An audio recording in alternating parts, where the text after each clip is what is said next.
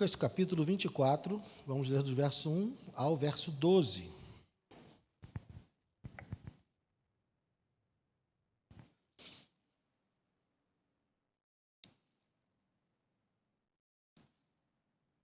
Mas, no primeiro dia da semana, alta madrugada, as mulheres foram ao túmulo, levando os óleos aromáticos que haviam preparado. Encontraram a pedra removida do túmulo, mas ao entrar, não acharam o corpo do Senhor Jesus. Aconteceu que, perplexas a esse respeito, apareceram-lhes 2 homens com roupas resplandecentes. Estando elas com muito medo e baixando os olhos para o chão, eles disseram: por que vocês estão procurando entre os mortos aquele que vive? Ele não está aqui, mas ressuscitou. Lembrem-se do que ele falou para vocês, estando ainda na Galileia. É necessário que o Filho do Homem seja entregue nas mãos de pecadores, seja crucificado e ressuscite no terceiro dia. Então elas se lembraram das palavras de Jesus. E voltando do túmulo, anunciaram todas essas coisas aos 11 e a todos os outros que estavam com eles. Essas mulheres eram Maria Madalena, Joana e Maria, mãe de Tiago.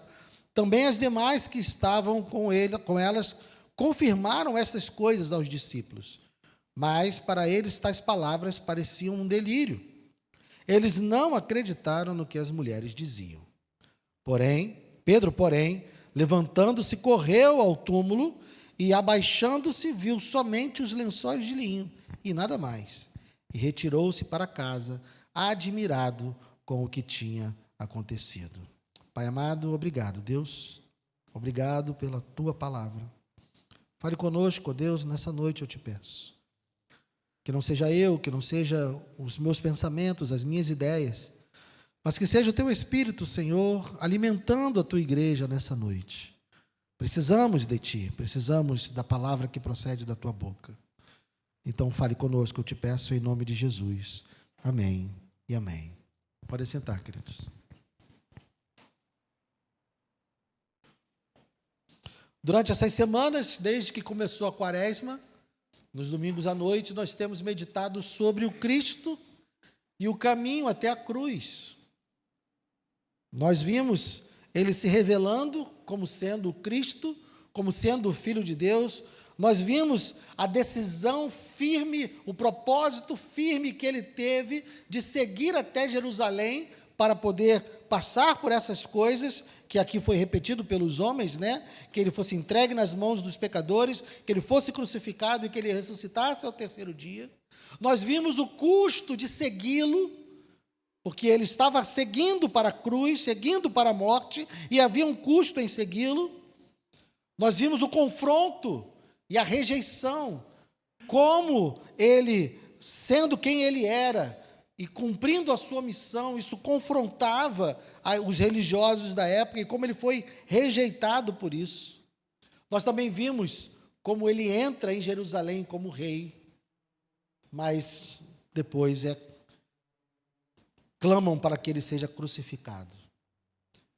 E então a cruz, diante da cruz, os discípulos olham para essa trajetória, e apesar de Cristo ter dito a eles que assim seria, eles olham para a cruz e pensam que ali era o fim do caminho. Eles caminharam com Jesus todo esse trajeto, viram tudo que Jesus fez, ouviram tudo que Jesus falou, mas agora, quando estão diante do cumprimento daquilo que o Cristo disse, que veio fazer, eles entendem que ali é o fim do caminho.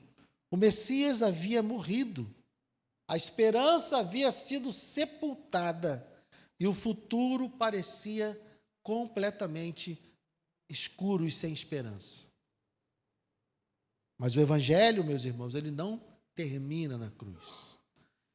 Aquilo que Jesus veio realizar não termina na cruz. O caminho do Cristo, o caminho que ele faz até Jerusalém, não termina em derrota, termina em vitória. E mais do que isso, O caminho de Cristo até a cruz, ele abre um novo caminho para nós. E é sobre isso que nós vamos falar nessa noite. Sobre o novo caminho que é aberto por conta da cruz e da ressurreição. O túmulo vazio, meus irmãos, ele confronta as expectativas, versos 1 ao 3. Mas no primeiro dia da semana, alta madrugada, as mulheres foram ao túmulo levando os óleos aromáticos que haviam preparado. Encontraram a pedra removida do túmulo, mas ao entrar não acharam o corpo de Jesus. As mulheres, quando estão indo ao túmulo, elas não estão indo na esperança da ressurreição. Elas estão levando ervas aromáticas, elas estão esperando encontrar um corpo.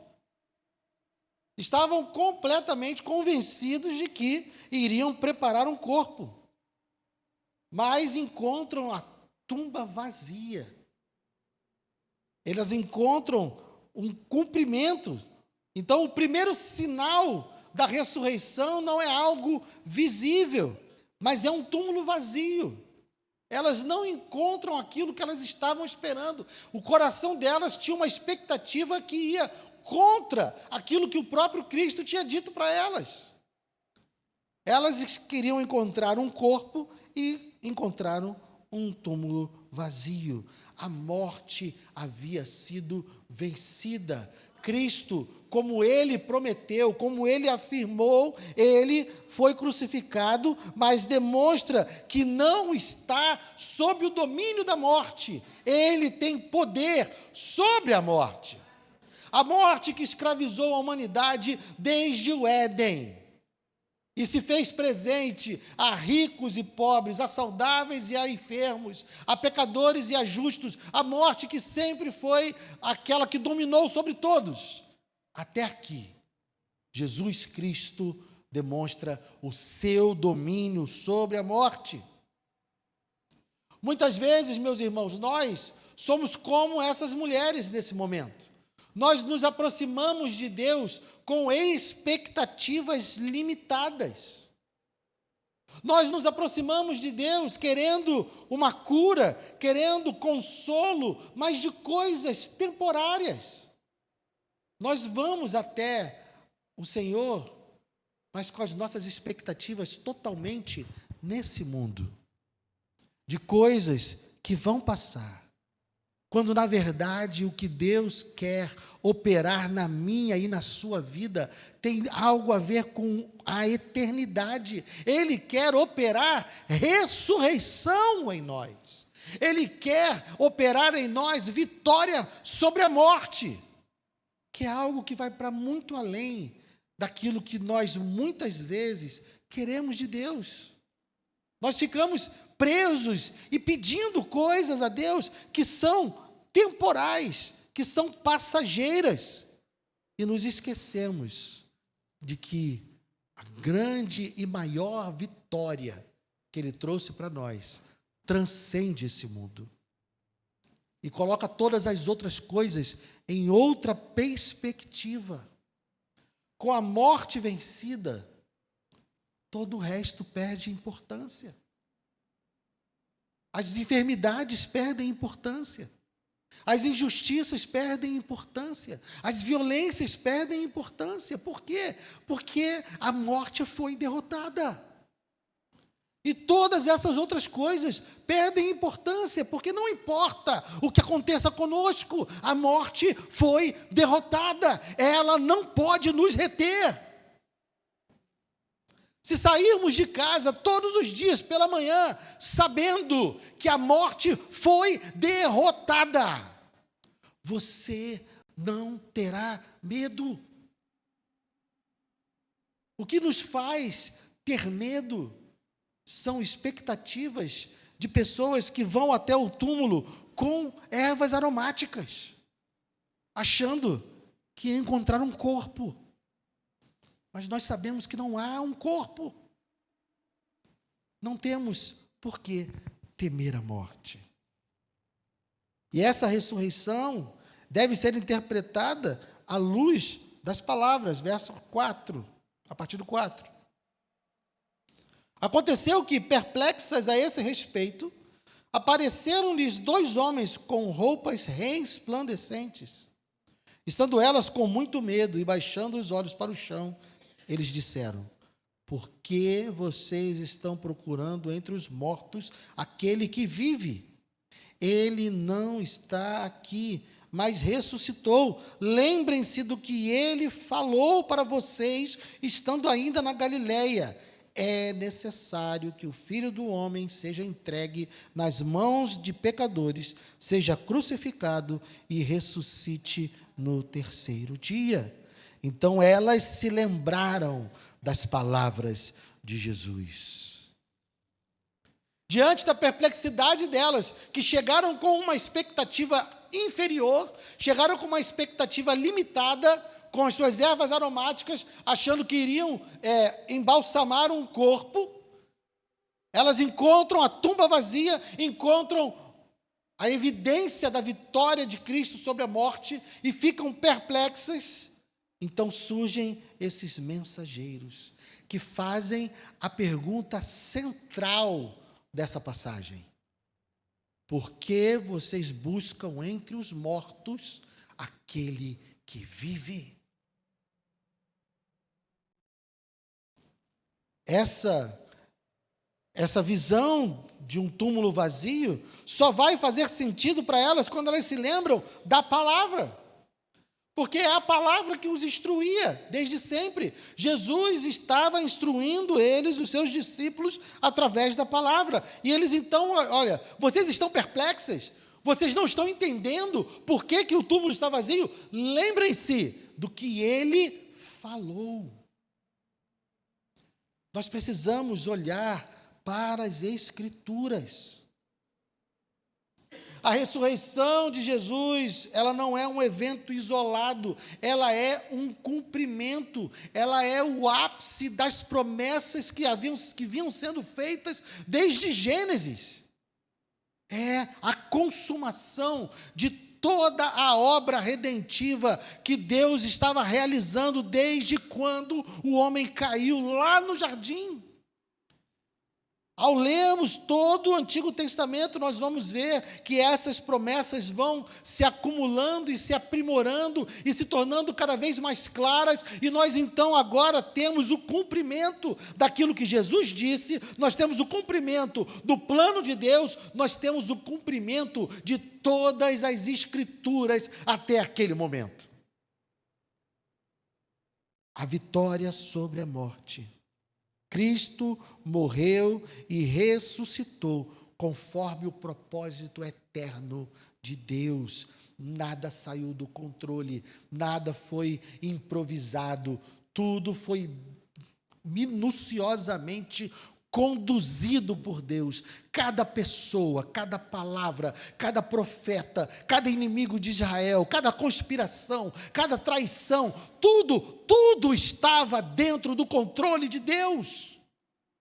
Não existe nenhum evento nessa história, não existe nenhum fio solto, não existe ninguém nem nada que estivesse fazendo apenas a sua própria vontade. Todos, na história, estão sempre executando a vontade de Deus, quer queiram, quer não queiram. Não importa as intenções que você tenha no seu coração, meu irmão e minha irmã. Deus vai sempre encaixar as suas atitudes dentro do seu plano. Não importa. Não importa o mal que as pessoas querem fazer, não importa como elas querem dominar, não importa as maquinações, não importa se elas são bem-sucedidas ou mal-sucedidas nos seus planos, nada disso importa, porque tudo que acontece, acontece exatamente do jeito que Deus quer. Sempre, sempre. Olhando a história de Israel, olhando a história da humanidade, olhando o desenrolar do caminhar do Cristo até a cruz, nós vemos vários fatores surgindo, e todos eles são apenas peças nas mãos de um Deus soberano. Ele governa. Só um parêntese. Não pense que as pessoas são marionetes nas mãos de Deus. Não é isso. Deus não está violando a vontade de quem quer que seja. Quem quer fazer o mal, está tentando fazer o mal porque quer fazer o mal. É Deus, na sua total sabedoria, na sua onisciência, na sua onipotência, na sua total capacidade de enxergar a história inteira, que consegue encaixar cada um, de acordo com a vontade dele, naquilo que ele está executando.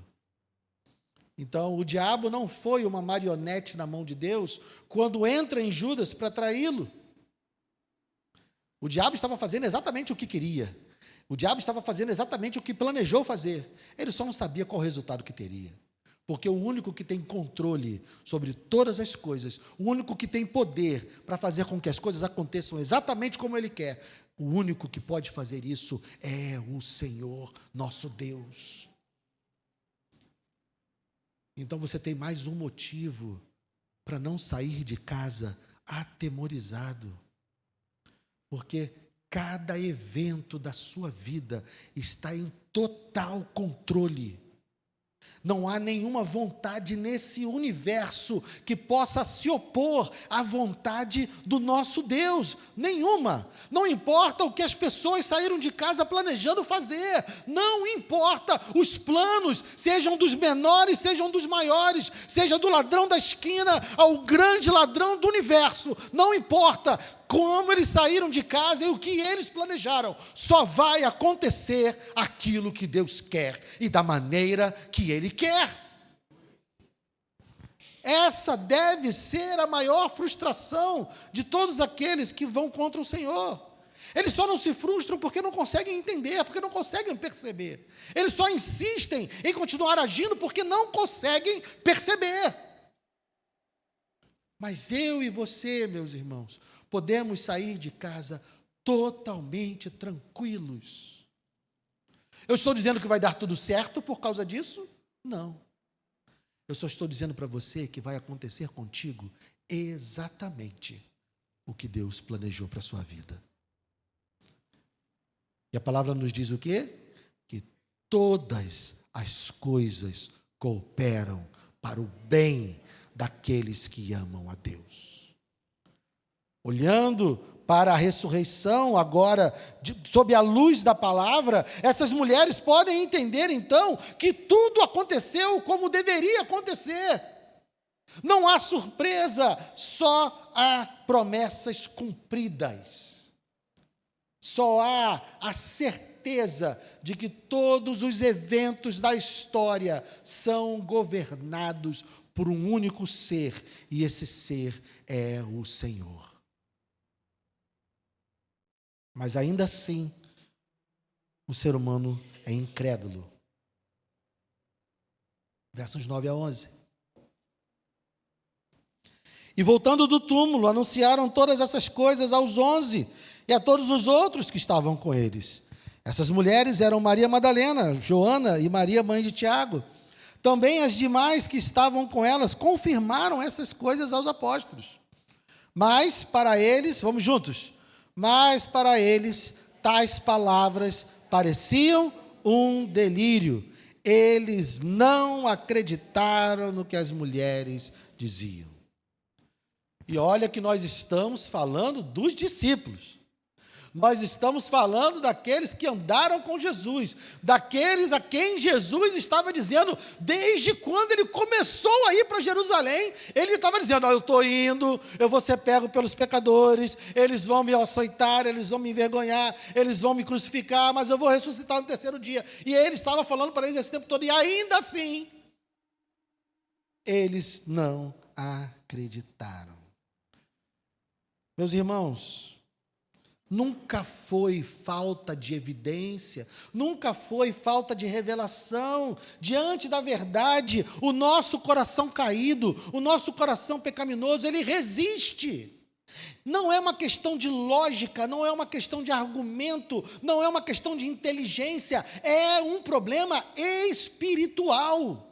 O coração caído do ser humano, ele tende a negar a Deus, ele tende a se revoltar e se rebelar contra a verdade de Deus. Então o problema não é falta de informação, não é falta de revelação, o problema é a dureza do coração. Hoje ou ontem eu estava vendo um vídeo de um ateu aí que fica na internet provocando os cristãos, e ele disse, trouxe um argumento indiscutível, o argumento que nenhum crente pode negar. Aí eu parei para ver, agora eu quero ver, né, o argumento. E aí ele estava dizendo para um cristão, dizendo, bom, se esse Deus é tão poderoso, se esse Deus é tão amoroso, se ele é tão, como você diz que ele é, por que que eu só posso conhecê-lo através de você falando? Por que que ele não fala para mim? Por que que ele não aparece para mim e me fala quem ele é? Porque assim eu iria acreditar.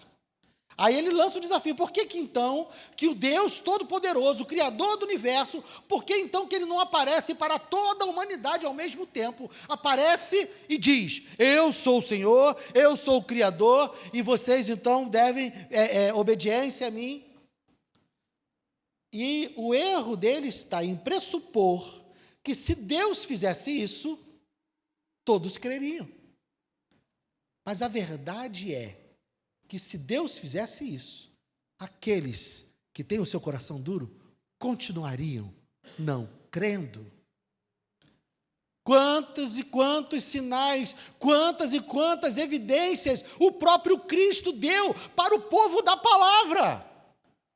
Cristo, ele veio, ele encarnou, não encarnou no meio de pagãos, ele encarnou no meio daqueles que eram os guardiões da palavra de Deus, aqueles que tinham as profecias, aqueles que tinham os sinais. Jesus Cristo, na sua vida e na sua morte, cumpriu todas as profecias dos profetas, mas nenhum escriba e nenhum fariseu conseguiu enxergar. Porque o problema não é conhecimento, o problema não é ciência, o problema não é argumento, o problema é um coração duro. Acho que eu já compartilhei isso com vocês. Eu tenho um amigo que me disse, Guilherme, se o seu Deus aparecesse para mim e me chamasse para entrar no céu dele, eu bateria a porta na cara dele. Esse é o nível de dureza do coração das pessoas. Não é falta de evidência, não é falta de revelação. Salmo 19 nos diz o quê? Os céus proclamam a glória de Deus. É possível nós olharmos para essa criação, é possível nós olharmos para tudo que Deus fez e acharmos que surgiu do nada, do acaso.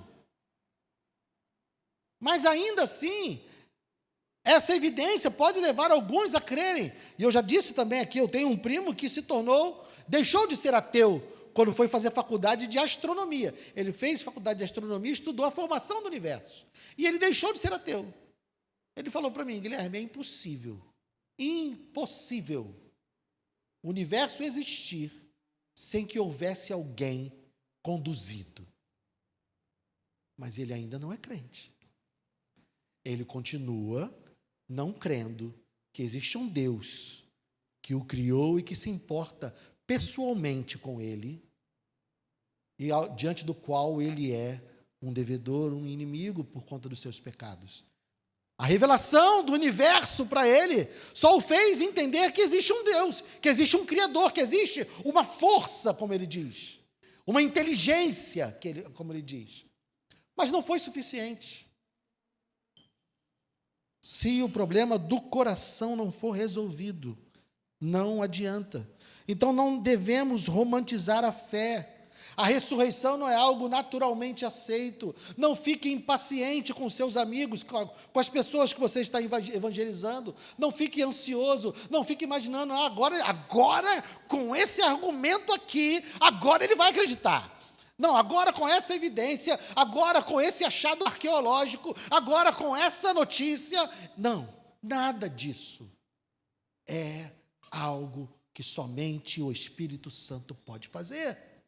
É preciso trocar o coração de pedra e colocar um coração de carne. Então, eu e você vamos continuar pregando 1 ano, 5 anos, 10 anos, 20 anos, 30 anos. E pedindo a Deus, Senhor, convence. Senhor, salva. Senhor, faz a obra.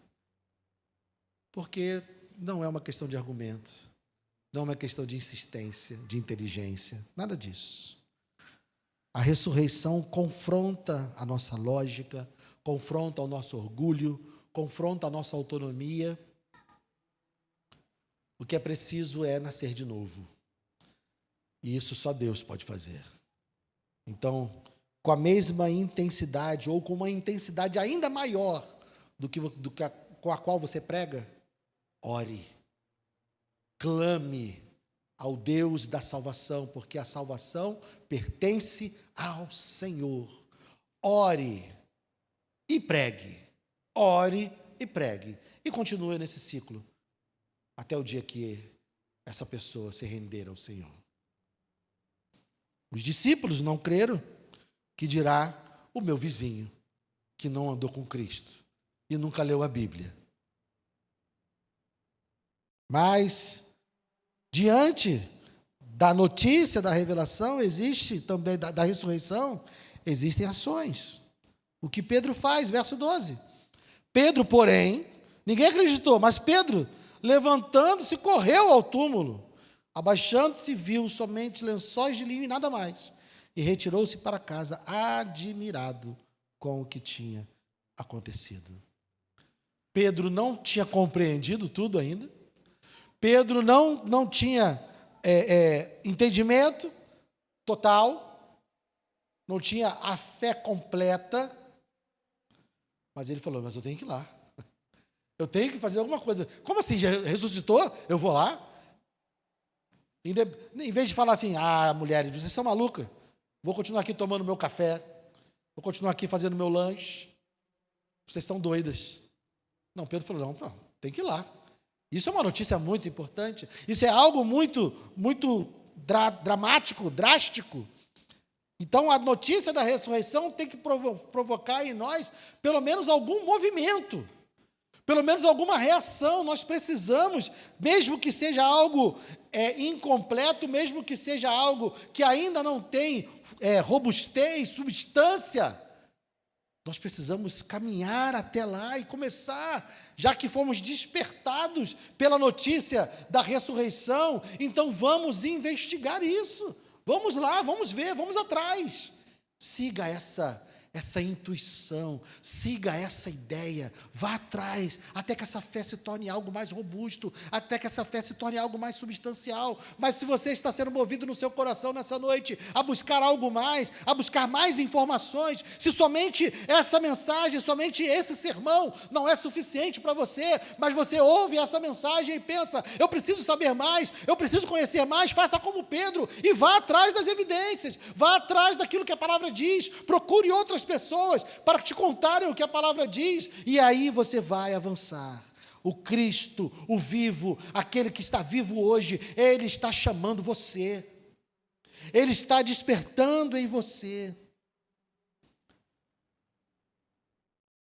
Você não vai crer de maneira intelectual, mas você está sendo convidado a entrar numa outra esfera da realidade, numa esfera mais profunda, numa esfera que é ainda mais real do que essa que os seus olhos estão vendo. Não resista a esse convite. Tem um filme muito interessante de um jornalista americano que também era ateu e decide ir atrás. Eu não me lembro o nome do filme, eu acho que é Em Defesa da Fé. Ele próprio escreve o livro e um filme é feito em cima do livro que ele escreveu. E ele se dedica a comprovar que Jesus não ressurgiu. Tem um outro filme também que se passa na época de alguém que é como se o imperador romano tivesse designado para comprovar também que Jesus não ressuscitou. A verdade, meus irmãos, que todo mundo que se dedica a buscar a verdade sobre Cristo vai encontrar o Cristo ressurreto. Não importa se você se dedicou a provar que ele não ressuscitou, não importa se você está se dedicando a provar que ele não existiu, se você se envolver com o Cristo vivo, ele vai te responder. Era o que eu falava para os meus amigos também, quando chegava num ponto de, eu estou evangelizando, estou conversando, estou arguindo, estou argumentando, e chegava num ponto onde eu via que não dava mais para a conversa avançar, eu falava para ele assim, então faz o seguinte, quando você estiver em casa, fala para Deus assim, se você existe, eu quero te conhecer. Faça essa oração. Porque Ele pode te mostrar coisas que eu não posso. Ele pode fazer com você coisas que eu não posso. Ninguém melhor do que Ele para falar contigo. Eu desafiava essas pessoas a fazerem essa oração também. Era uma das minhas táticas de evangelismo, né? Mas, irmãos, o que a gente precisa entender nesse fim dessa caminhada de Cristo até Jerusalém é que o caminho do Cristo começa com a encarnação. O caminho do Cristo passa pela cruz. O caminho do Cristo chega até o túmulo, mas ele não termina ali. O caminho do Cristo, ele avança. Ele cumpre. Quando ele morre e ele ressuscita, ele cumpre aquilo que ele veio fazer. Ele cumpre as profecias, ele cumpre tudo aquilo que já estava escrito a seu respeito. É o ápice da revelação de Deus. Ele, Jesus Cristo, é o ápice da revelação de Deus. Então a caminhada dele nessa terra termina ali, porque cumpriu-se todas as coisas. Mas o que na verdade acontece é que esse caminho que ele faz até Jerusalém, esse caminho que nós acompanhamos ao longo da quaresma e que terminamos agora com a ressurreição, esse caminho que ele trilha, ele simplesmente abre um novo caminho para mim e para você. O fim do caminho de Cristo em Jerusalém abre um novo caminho para o seu povo, um caminho aberto pelo sacrifício dele. Então foi aberto, em primeiro lugar, um caminho de reconciliação com Deus. Não havia como os homens e mulheres pecadores se reconciliarem com um Deus santo e justo. Não havia como. A única maneira de Deus se relacionar com um homem e uma mulher pecadora era derramando sobre eles a sua ira. Não havia outro caminho, não havia outra ponte de relacionamento entre homens e mulheres pecadores e um Deus santo e justo. O único ponto de contato. Quase saiu um espirro. O único ponto de contato era a punição justa de um Deus justo.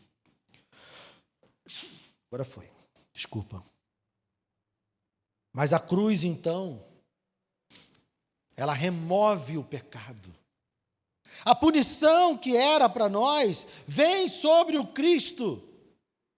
E a ressurreição dele nos deixa claro que o sacrifício dele, substitutivo ao nosso, foi aceito.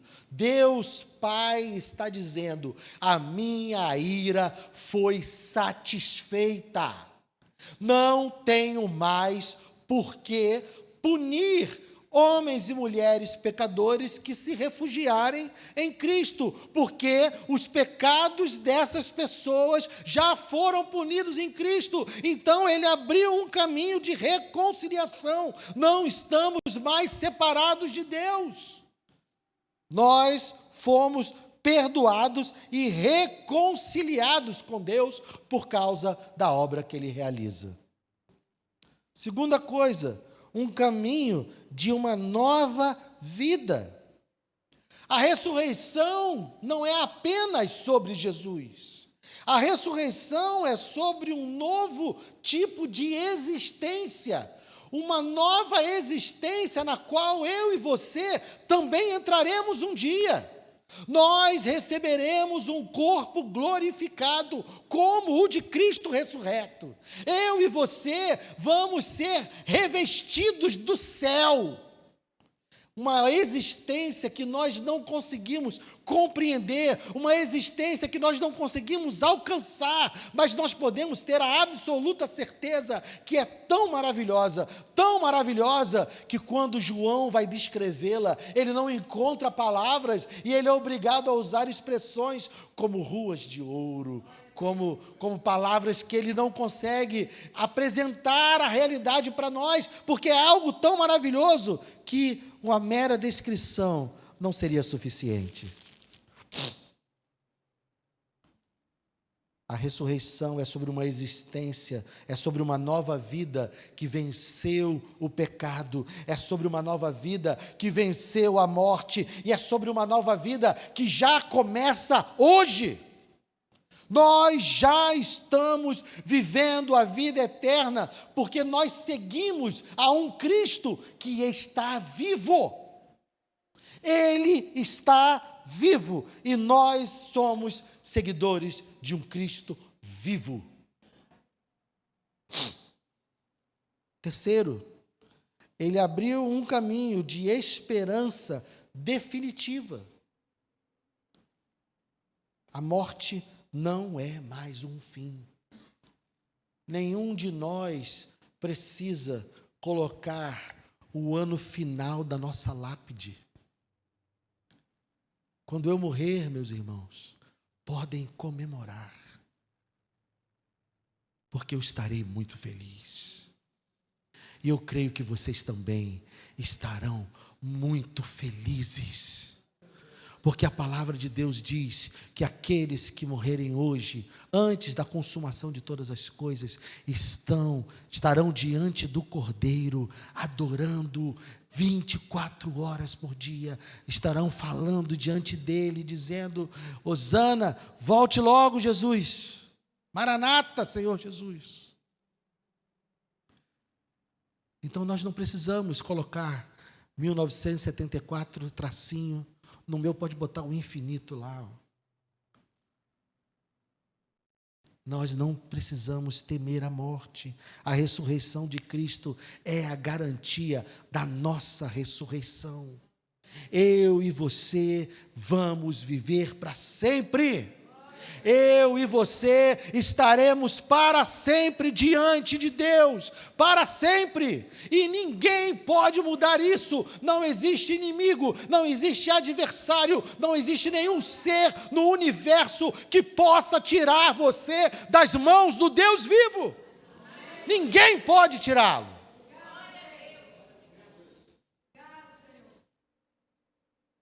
Quarto, ele também nos coloca em um caminho de missão.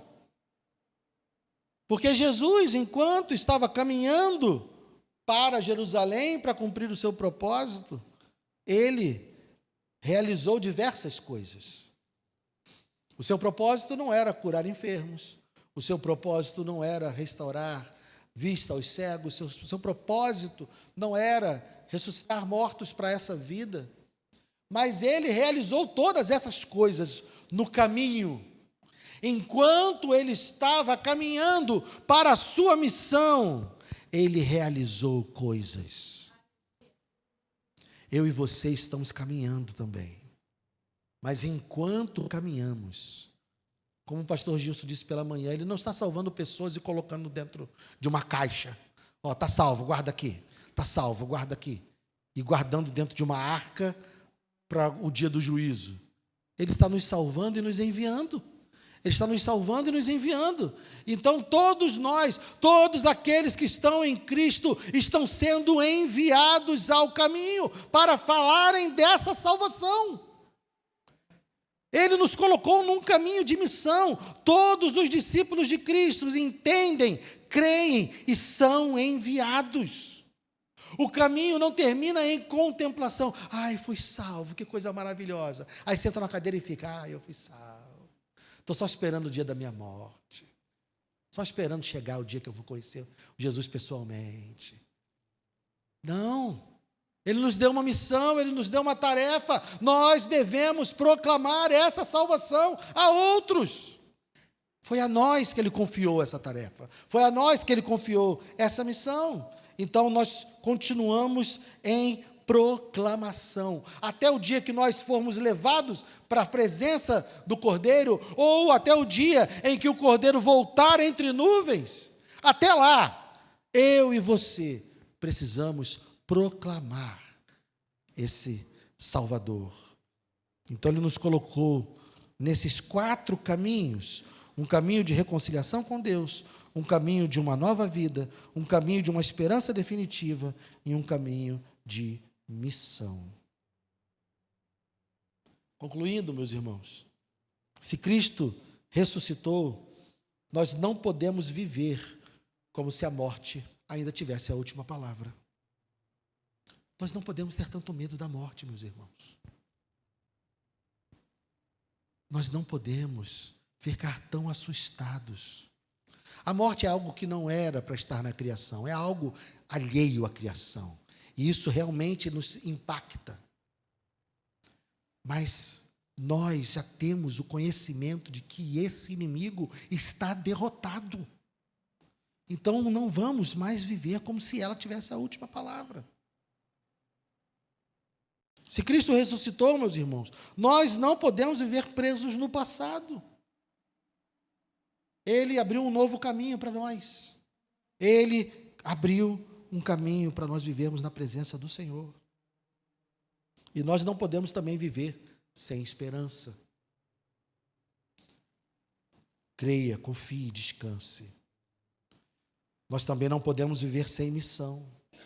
E nós também não podemos guardar essa verdade somente para nós. Então, o Cristo que foi reconhecido, o Cristo que decidiu caminhar, o Cristo que foi rejeitado, o Cristo que morreu, Ele agora está vivo. E Ele nos deu esse memorial.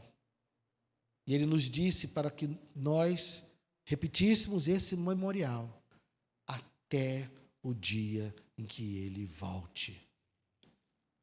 Então a mesa, meus irmãos, ela aponta para o passado.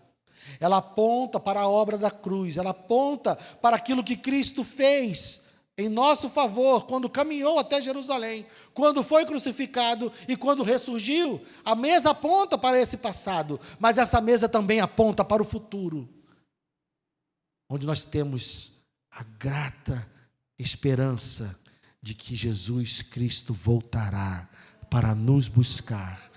E nós viveremos eternamente com eles num corpo glorificado, onde não haverá dor, não haverá lágrima, não haverá choro, não haverá enfermidade, não haverá morte, não haverá pecado. Nós não conseguimos imaginar o que é uma vida sem pecado, meus irmãos, mas ela é real, ela vai acontecer. E essa mesa nos lembra de que aquele que prometeu todas as coisas e já cumpriu, vai cumprir cada uma das promessas que ainda faltam ser cumpridas.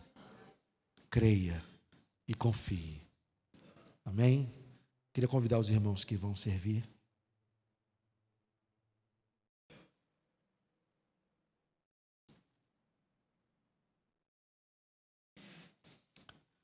Pai amado, obrigado, Deus. Obrigado por Tua palavra, Senhor. Obrigado por nos revelar,